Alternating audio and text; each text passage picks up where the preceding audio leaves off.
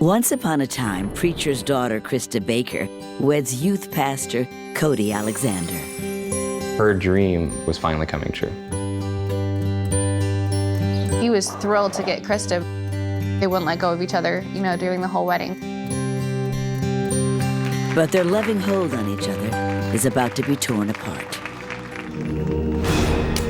This was a one-shot murder to the back of the head, almost mafia style. Their whole world got tumbled down, and they're good people. They didn't deserve this. For this couple, the honeymoon is over.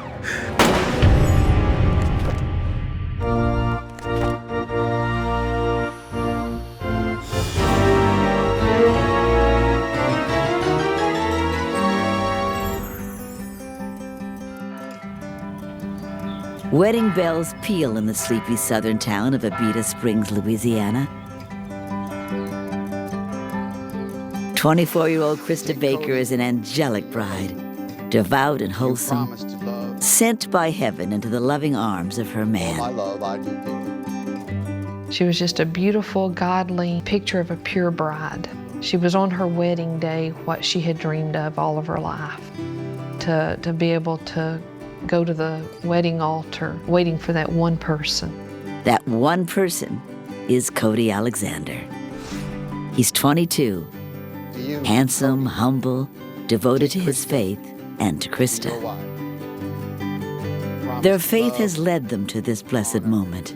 This is God's plan. Some of the people remarked and said, she looks like the Virgin Mary. But she was just radiant and glowing. The dashing groom is giddy and nervous as he vows to love and protect his bride forever. I just knew Couty was going to be the perfect husband, just loving, sweet, considerate. Krista's father officiates the wedding. I now pronounce you husband and wife. You may kiss each other. As a pious Christian couple, they have waited until this moment to have their very first kiss ever. And as that old nursery rhyme goes, first comes love, then comes marriage. And Krista and Couty can't wait for that baby in the baby carriage. Both of them were ecstatic. I just envisioned them with a whole bunch of kids and just always been the kind of couple that just enjoys life. Weddings are the fulfillment of all kinds of expectations. It's a cause for celebration because it means that on the horizon might be the next generation. But early one Sunday morning, less than 4 months later, the hopes for that future horizon are destroyed when Livingston Parish, Louisiana Sheriff's deputies respond to a desperate 911 call. 911, what's your emergency? I just got home and I walked in the house and all my lights are on and my wife's on the floor dead. Sir, what's your address? It's the home of the newlyweds. When we have a homicide, that's a big deal in Livingston Parish. My heart kind of dropped because this is going to be a bad situation. Shaking and distraught, Couty says he just got home from a 12-hour shift as an EMT and found Krista. This way, come here. He walked into the sewing room, and that's where he found her lying, partially inside the closet. He could tell she was gone right away and couldn't save her. The victim was shot once in the back of the head from the left side, exiting to the right. The execution-style shot has robbed the world of a vibrant young woman with the brightest future and the sweetest past. Even as a young girl, Krista is something special. Krista, as a child, was just the life of the party. She had this beautiful smile. She was just a radiant, bubbly young lady. Growing up in Abita Springs, she's the youngest of 3 kids, with a Baptist preacher daddy, and she has a deep and active faith from the start. She just genuinely wanted to share her belief with other people, that you could walk a Christian life, not just talk it, that you could really live a life full of joy and fulfillment. During family mission trips around the world, Krista's greatest joy comes in working with kids. She always had this trail of little children following her, and they flocked to her and always wanted to listen to what she had to say. She wanted to one day be a mother herself and have children and to raise them to love and have a heart for people and have a genuine love for the Lord. As a teen, Krista becomes an accomplished pianist and earns extra money as everyone's favorite piano teacher. That was so good! You were learning so quickly. She was easy to please as a teacher. You could tell that she was as thrilled as you were about the progress that you were making. Raised in a Baptist family in nearby Livingston, Louisiana, Couty Alexander is outgoing and playful, the firstborn son to a family with 14 kids. He was the older brother that all the younger brothers wanted to be like. Sit right there, sit right there. What happened? What happened? All right, come here, sit up, sit up, sit up. He made every sister feel like a princess. The way people treat their family members is a great indication of how maybe they'll be treating you someday. And because Couty treated his sisters so well, it showed that Couty respected women, that he was a good caregiving person. Couty and Krista's families see each other at church gatherings through the years. Like Krista, Couty is a devout Christian, volunteering as a youth pastor, and he wants to be an EMT. Another dream? To someday have a wife to cherish and children to shower with love. So Dad was just wondering if after you're finished... In 2006, Couty starts to see the pretty Krista as more than a church buddy. He first confides in Krista's brother. Your sister, she's beautiful. And I'm kind of wondering if I could get your blessing on something. I said, and if there was anybody that I was going to get to pick to be my brother-in-law, I said, I would choose you. So I think it's awesome you're interested in her. I couldn't be happier that you asked. Thank you, appreciate that. You got to ask my dad, though. About the same time, Krista falls for Couty when she sees him lead a service for kids. Before you can love anybody else, you must first love God. Is this the man God intends for her to marry? Krista's heart actually opened up. I knew that she was going to fall in love with Couty the night when he preached. Couty approaches Krista's father with a formal request to start seeing his daughter. I felt it a great honor. That showed me he had great respect for my authority as father. To prepare for the best future, they'll start things off the right way with a strict wooing process. Krista had made a commitment that she would keep herself pure and for marriage. And one way to help avoid moral failure before marriage was to avoid the modern dating scene. So Krista decides on courting, a strict Christian form of dating involving no kissing, no touching, no physical contact at all. Any young couple has temptations, but it was important for her was what she desired. It can be very difficult for a young couple to remain celibate. Plenty of couples do, though. It's not unnatural, it's not abnormal. It's probably a good thing, in fact. Research is very clear. The more you delay the onset of the sexual relationship, the better your relationship outcomes will be. They'll have to keep their physical desires in check. It's good, Mom. But Krista and Couty know they're working toward a long and loving forever. But now that forever is cut short. Krista lies dead in her sewing room closet. And then, Couty shares even more devastating news. Krista wasn't the only one his EMT training couldn't save. He also couldn't save their baby. And he told me that she was approximately 12 weeks or more pregnant with his child. It really shocked me that here's a unborn child that's never asked for this, that did not have the opportunity to survive in this world. A selfless newlywed dead. Her unborn baby struck down with her. A dad-to-be left grieving. The 12-week mark represents something. That's when women start to show a little bit. It's when they begin to tell people. Here, this couple was on the eve of being able to say, this is a real baby that's growing, it's coming. And it was cut short at this very tender moment. What evil could have slipped into such a peaceful home destroying the lives of this devoted couple. Newlywed EMT Couty Alexander has found his wife Krista dead, shot in the back of the head.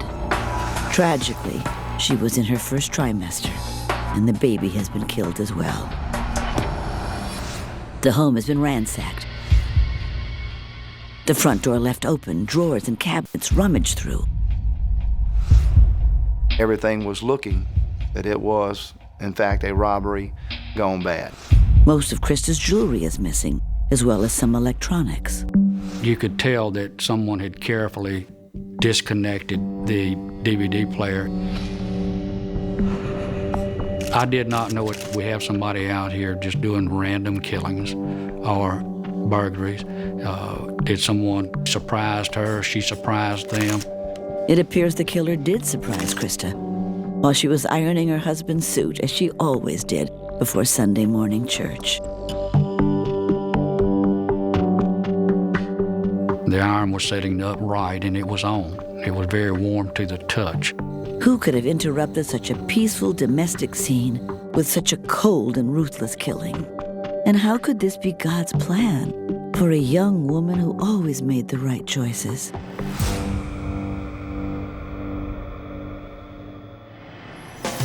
All her life, Krista had been a by-the-good-book kind of girl. So she makes sure her courtship with Couty is loving, but chaste. They enjoy time together in their rural paradise, always chaperoned. We didn't smother Krista. They would be alone at times, but we were just close enough that I guess she felt secure. Now an EMT, Couty's extremely busy with work. But he makes sure Krista knows she's his first priority. He lives an hour away and so can't visit as often as he'd like, but he sends lots of love via call or text. I remember his voicemail. It was just a lovey-dovey thing, like, if you're not Krista, I'll get back with you later. But if you're Krista, I'll get back with you now. You're supposed to be studying, not texting. I'm just saying goodnight. They were both just really head over heels gone. She had his picture everywhere she went. The girls caught her studying, so she had his picture and was holding it there. Just 3 months into the courtship, Couty's convinced Krista's the one. He asks for her father's blessing. I felt like this is the will of God. This is the kind of young man that Krista's always wanted to marry. It's exciting to see your daughter find the love of their lives. He plans the perfect proposal. Krista's family is in on the surprise, telling her they're going out to dinner so they can all get dressed up. The plan that Couty had was the whole family will come. I'll propose to Krista at the door of the house.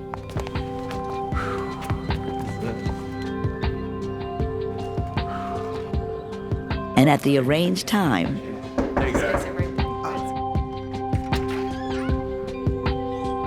I love you. Will you marry me? Krista is overwhelmed. I remember her laughing and just being like, I can't believe this is really happening. Krista, will you marry me? Yes. The engagement ring that he picked out for Krista was spectacular, and it seemed to symbolize what she meant to him, so it seemed to fit them. But to put that new ring on, she must take off the promise ring her dad gave her when she turned 13. It's a symbolic moment, moving from my father's house to my husband's house, you know.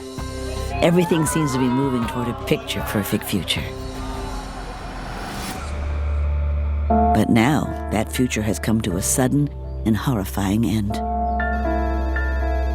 The phone rang, and it was Couty's dad. He said, Brother Baker, I've got bad news. It was unreal, you know. You thought there's some mistake. This can't be true. Now Pastor Baker has to tell the family. He told me that somebody had broke in on Krista, and Couty had come in from work that morning and found her dead. I just couldn't believe it. And, you know, you don't have a lot of thought of anything. You're just sick.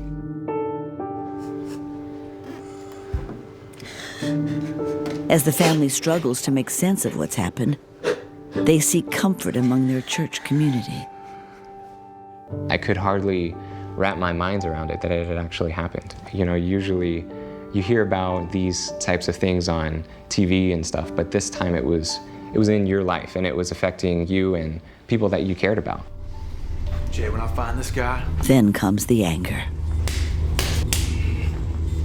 My mom said, you've got to forgive whoever this is, because as her brothers, you're probably going to have thoughts of wanting to go out and kill the person. My mom was reading my thoughts.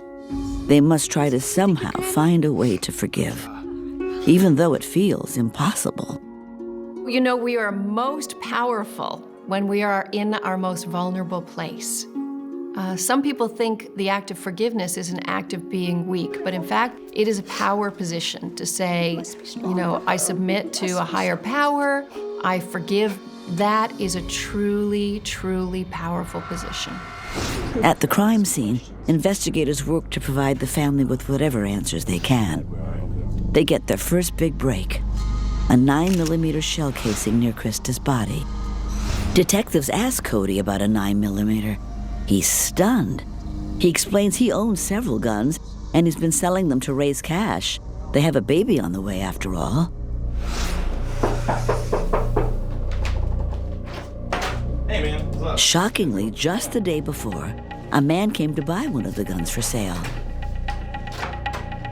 Couty's 9mm. The guy's name was Steve. Steve winds up buying this 9mm from him for $400. He says during the exchange, Steve was inside the house and met Krista. Look at that thing, it's beautiful. Oh, hey. Oh, thank you very much. Oh, I'm sorry, Krista. This is Steve. Steve, this is my wife, Krista. Hi. He had told me that his wife made lemonade for him, and they would sit down to talk about the money transaction and the transaction of the gun. Couty never got Steve's last name, but he did see him drive away in a gray pickup truck with a dent on the side. Could this be the killer? So we're in the mode now, okay, we have a suspect named Steve. He's over here, he bought this gun. We don't know who he is. Well, it's very important for us to find out. This was a quiet southern town. To have such a brutal murder, such a tender, innocent young woman must have been terrifying for the entire community. Is there a killer out there seeking out his next target in quiet Livingston Parish, Louisiana? Patrol cars scour Livingston Parish, Louisiana for a suspect named Steve, who might have murdered Krista Alexander just 4 months after she wed her husband, Couty. But there's so little to go on. What I knew about Steve was only his first name and that he drove a small gray pickup truck, and it had some type of scratch or dent on the side. The mystery man has at least a 12-hour head start. So we did not know if this was someone, Steve, that was a local person, or was he just traveling through. So it was very urgent that we got this going as soon as we could. As authorities search for Steve, Krista's family seek out the grieving widower.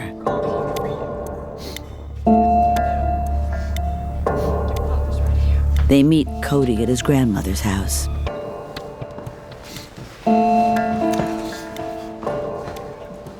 He just fell on me crying, just weeping. He couldn't even hardly talk. It must have been devastating because they followed all the rules. They kept all those 10 commandments. And then to have something so awful happen, all the promises destroyed in an instant. In their grief, memories drift back to happier times.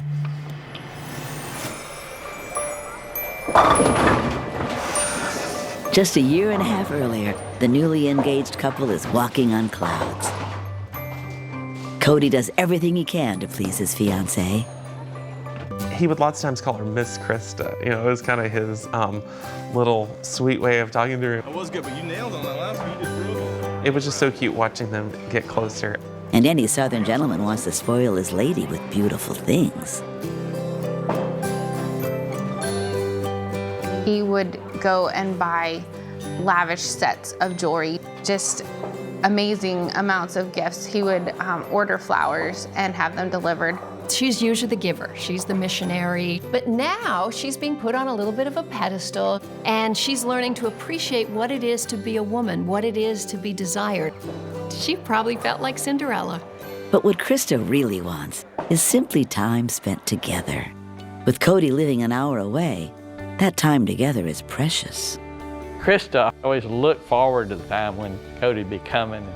She was always excited to be looking out the door and peeping through the window. Is he here yet? You know, that kind of thing. When Couty would come, that meant the world to her.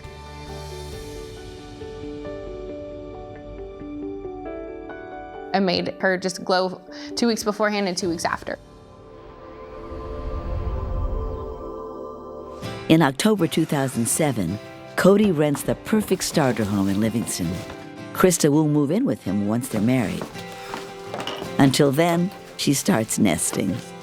Okay, guys, let's paint. It's not cooking itself. She can't wait to turn one of the bedrooms into a nursery. Because they were so involved in children, we just knew that they would have a family soon.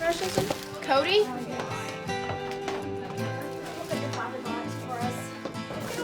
I was hoping Couty was gonna show up. I'm sure he'll be here soon. I'm sure he's just working. He'll be fine.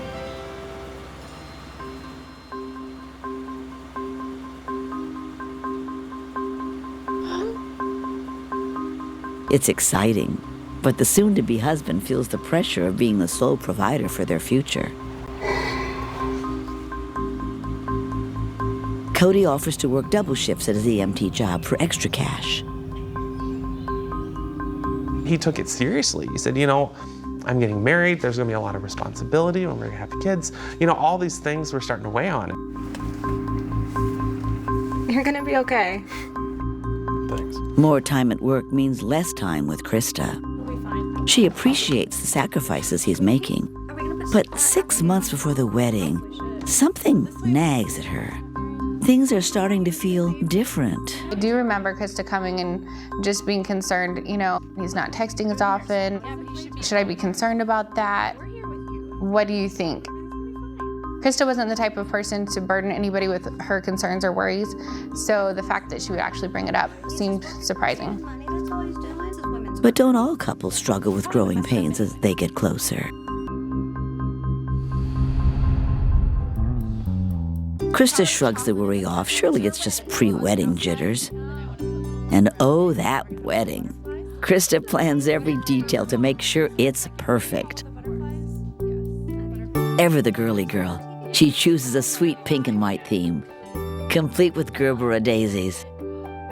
They were her favorite flower, I think because they were so happy and joyful looking. They were perky little flowers, and Krista was a perky person. And the perfect dress seems to come straight from a higher power. I like the double ribbon. I think it's so much prettier. I was surprised. Two of Krista's friends had bought a gown online months before. Now they offered to lend it to her. She had cute little cap sleeves and a sweet little train that wasn't too long or too gaudy. It just seemed to fit her perfectly because it had all these little twinkly sparkles, but yet it was simple and modest and just like her, just simple. But Krista's simple life has ended in a brutal execution, killed by one shot to the head from a 9mm handgun. The prime suspect is a man named Steve, who Couty said bought his 9mm the day before. Searching outside the house, detectives find more 9mm casings at the edge of a pond. Couty says he often did target practice out there before he sold the gun. Couty was pretty much a professional. He knew a lot more about guns than I did. How to handle them. Hey. What's going on? Lemonade. Oh, you're the best. How is it out here? Detectives compare the casings. We had a confirmed match on the spent rounds at the pond compared to the spent round at the scene. Now it's definite. The 9mm Couty said he sold to Steve is the murder weapon. But where is the shooter? Who gunned down kind, gentle Krista Alexander and her unborn child? When detectives find out who held that 9mm, they will find the face of evil staring down the barrel. Newlywed expectant mother Krista Alexander lived the life of an angel. But something demonic entered her home and killed her. Her husband Couty believes the killer was a man named Steve, who bought Cody's 9mm the day before Krista's body was discovered. Did he then return to slay the pretty young bride?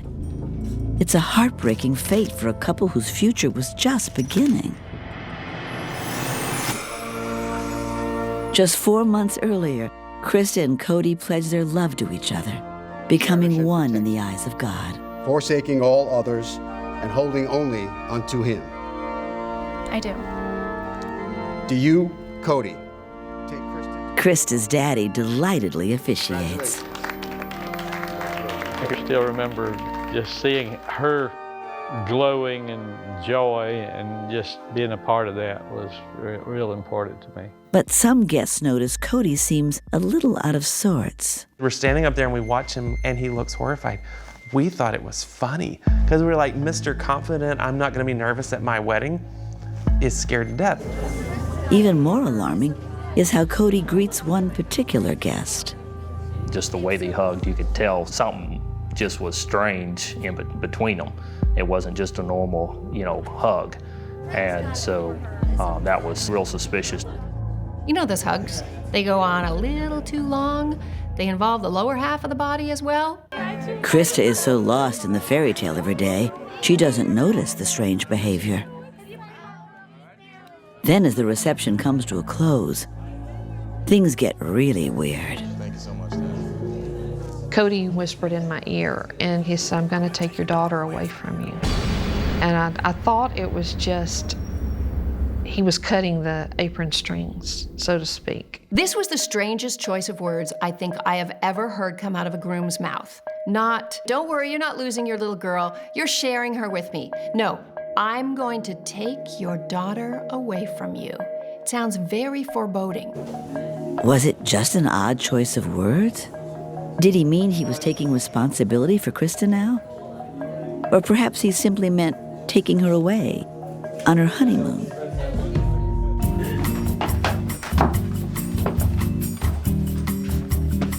That's this one right here. They do have an intimate trip planned to an antebellum mansion turned bed and breakfast in Jackson, Louisiana. Do this right.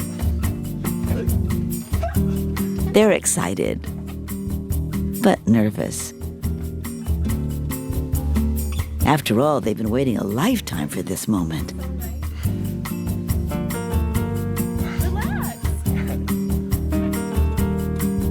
But when the couple returns, it seems like everything went just fine.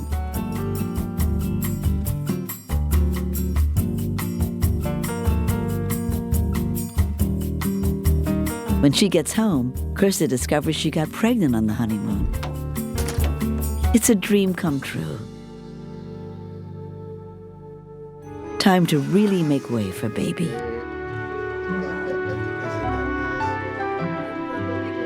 Krista makes the doctor's appointment, but is in for a shock. She gets a phone call from the doctor's office, and the doctor tells her, honey, you don't have insurance. You're not covered. They canceled my appointment. What? Couty didn't put me on his insurance. Couty promised me that he would take care of that. He'd put her on the insurance. I was angry because he wasn't able to fulfill his word. Couty has no explanation for why he failed to put her on his insurance. He works as an EMT. He's in the healthcare business, and he hasn't gotten her covered? He was already showing signs that he didn't have the ability to really care for her and that child. Now that her pregnancy is a pre-existing condition, Krista must find a way to get prenatal care without insurance. The early days of her pregnancy are tough. She's constantly sick. And instead of being by her side, Couty spends more and more time away, hanging with coworkers. And there's one particular work friend he seems to spend the most time with. But he swears it's strictly platonic. Couty said, I'm working with this girl, but there's nothing to worry about. She's not pretty at all, and she smokes all the time. That's totally not my type. He made a big deal out of how unattractive he thought she was. When Couty shows a picture of her to Krista's brother, he recognizes her. She was the one at the wedding, hugging Couty a little too intimately. And she's not ugly in the least. My biggest concern, and I told him, was you spend a lot of time with somebody by yourself. Anybody can be tempted. And these two have long hours together, all alone. It's weird. What a crazy day, huh? I'm gonna sleep right here. He just wasn't treating her with the kind of honor and respect and all that I would expect out of a young man, especially a newly married couple. Krista can't imagine he's having an affair. He seems just as devoted to their future as she is. But Krista does talk to her mother about a strange incident that's been troubling her. One night, she found their wedding china left out on the counter and asked Couty about it. Couty had told her, don't put it up, leave it there, and I'm gonna cook a meal for you. And I'm gonna serve you on your china. And he never did cook a meal for her. Krista knows something's up. Her instinct tells her this is weird, but she doesn't know how or why or what could be going on.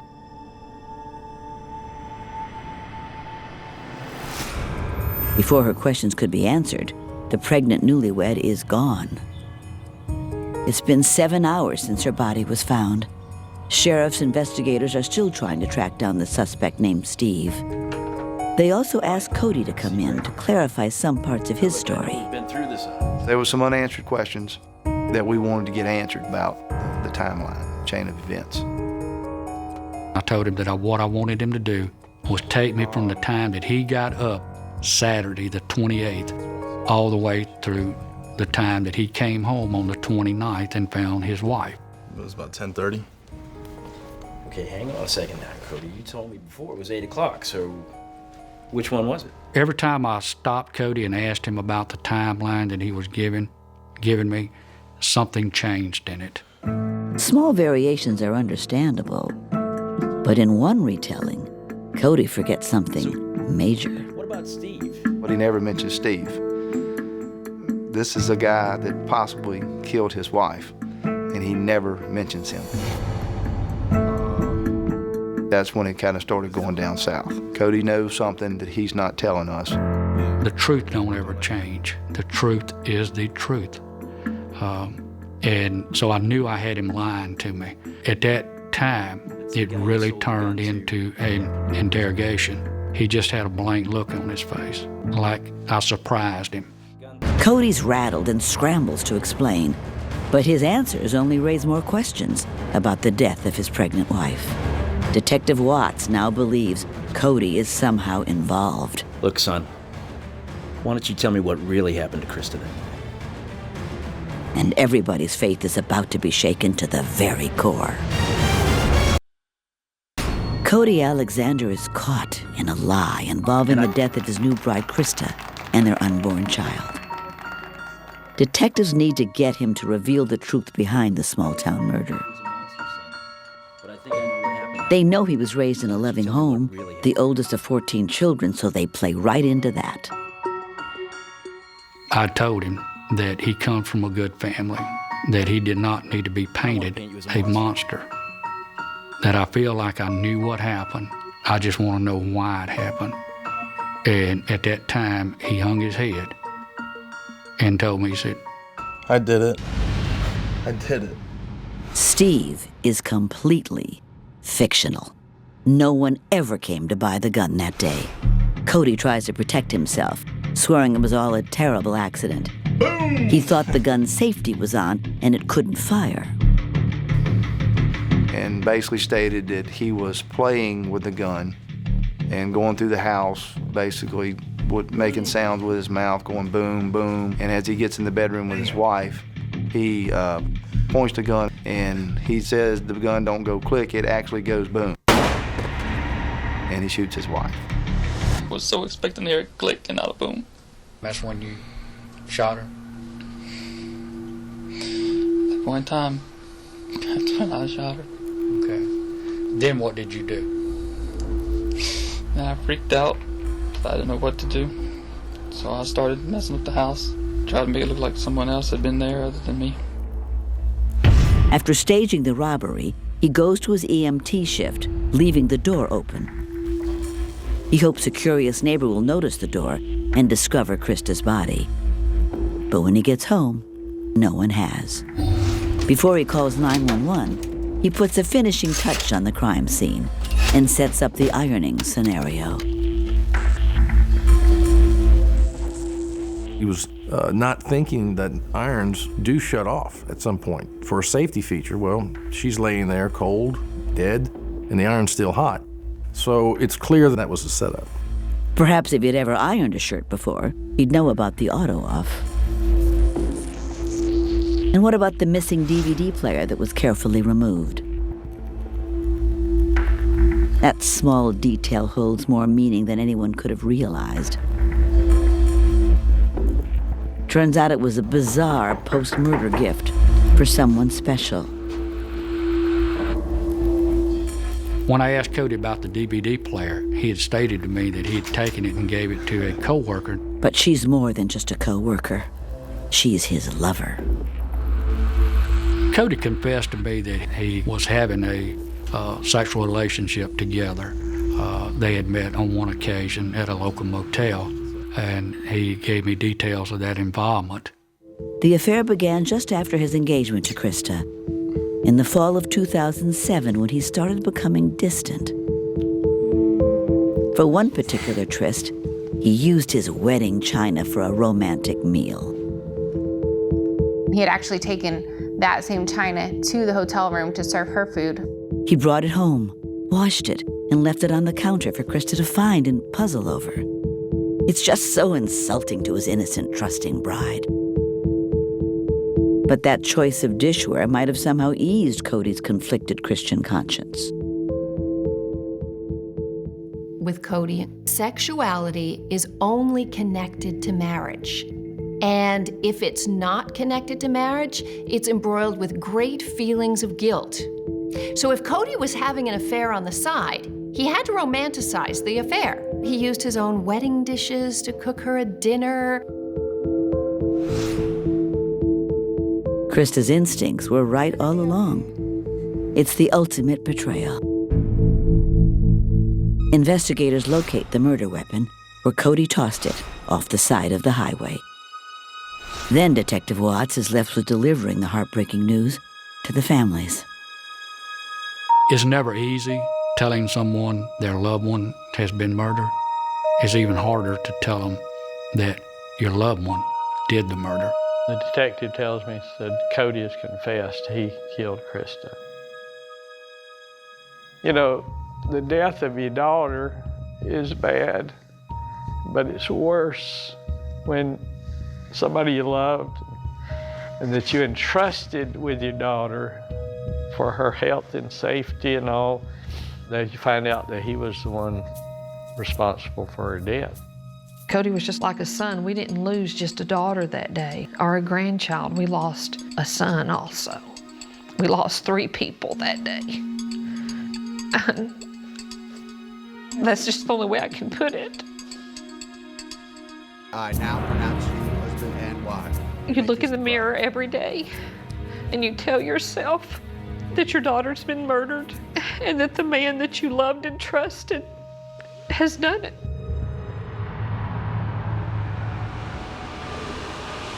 A day after the confession, Couty Alexander is charged with second-degree murder, first-degree feticide, and obstruction of justice. His defense lawyers asked the Bakers to agree to a plea deal, giving Couty 20 years in jail. But the Bakers want everything on the record.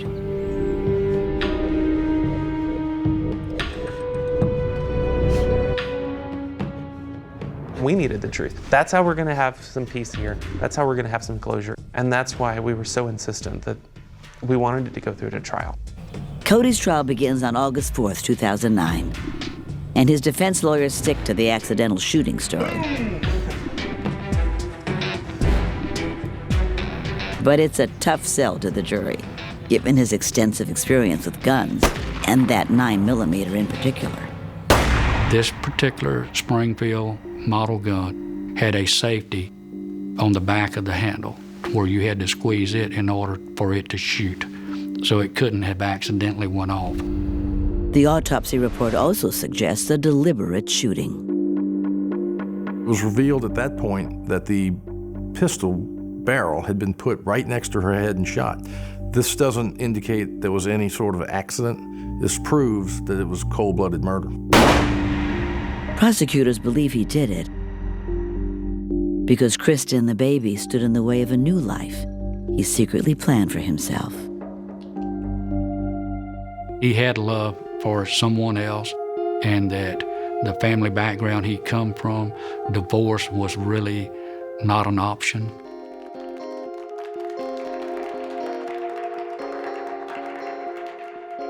In his mind, he was married until death do us part.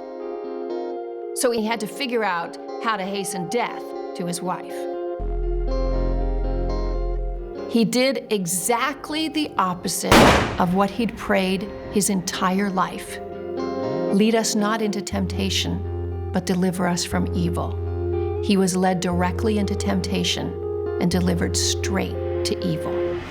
As jury deliberations enter a 6th hour, prosecutors and the Baker family fear a hung jury over whether the murder was accidental or premeditated. So they offer a new plea deal, 55 years in prison. Couty accepts. Finally, justice. Krista left a legacy of beauty she brought into the world through her faith, her love, her compassion. We rest in the hope of the time when we'll be able to see Krista in the future.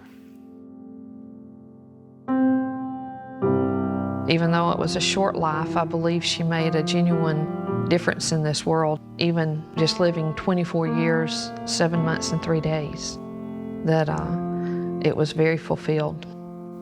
All she wanted was love. She didn't have to have a lot of money. She just wanted you to love her. And that was really what summed up her life.